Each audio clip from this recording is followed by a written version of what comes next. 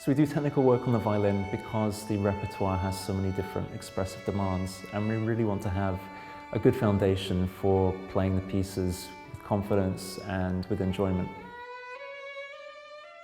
So in Trinity Music Exams, all students start the technical section with a bowing exercise, and these are fantastic for building technique, specifically coordination, and getting the brain working a little bit harder than it would usually do. It's not just about the fingers, it's also about the whole picture of oneself as a musician and as an instrumentalist. For instance, grade 4 is this Amsterdam rhythm, grade 7 you have a hooked bowing. Both of these exercises develop coordination, they get the right hand and the left hand really engaged, so you're not just playing a scale, you've got a musical idea and a rhythmic idea, and really detailed technical work begins to happen when you concentrate on these studies. For the lower grades in the Trinity exams, candidates choose between doing either scales or doing studies.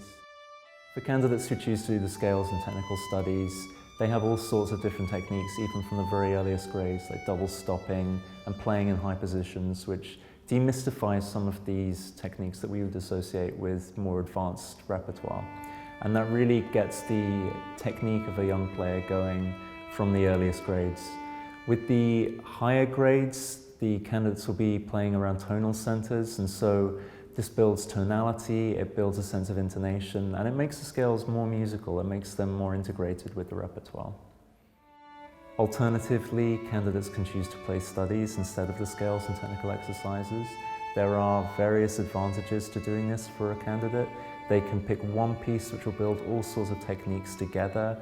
I think of something like Swallow's Gliding in grade 5, where they'll have double stops to play, they'll have to make a really beautiful sound, they'll have position changes, a scale on one string. Or a piece like Latin Adventure, which has chromatic passages, it has different bowing exercises, it's musically a bit spikier maybe, and so it's something that would be a lot of fun to play.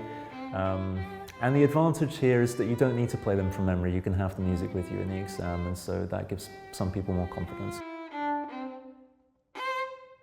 In the higher grades, there's the option to play orchestral extracts.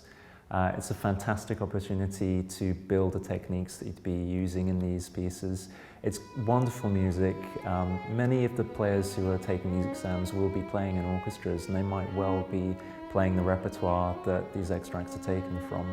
And it's one of those places which we can forget to work on as teachers and forget to work on as students in lessons and our own private practice, because we're often protected by having 20, 30 other players all doing the same music, and we don't necessarily hear ourselves in that much detail.